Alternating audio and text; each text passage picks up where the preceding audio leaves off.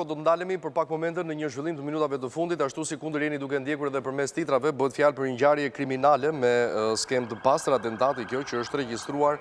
vetëm pak momente më herët në Lushnjë, pra ditën e sotme, ku një automjet në lëvizje, sipas raportimeve paraprake, është qelluar me armë zjarri. Ngjarja është shënuar në rrugën e spitalit të Lushnjës, ku sipas raportimeve janë gjetur dhe 10 gëzhoja. Aktualisht mbetet e paqartë se kush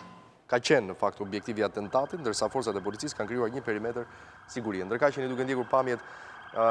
vendi i ngjarjes dhe ato të mëpashme të një makine e cila disa minuta pas sulmit me armë zjarri është gjendur e djegur në fshatin Lifan. Policia e Lushnjës thotë se po vijon punën për të sqaruar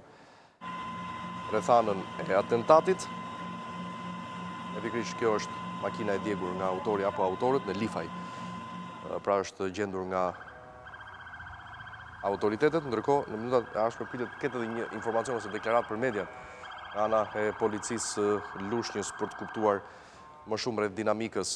qëllimit, shënjestra e kësaj ngjarjeje kriminale në Lushnjë, ku të paktën pamjet e ofruara tregojnë që bëhet fjalë për një zonë aty ku ka ndodhur ngjarja pra të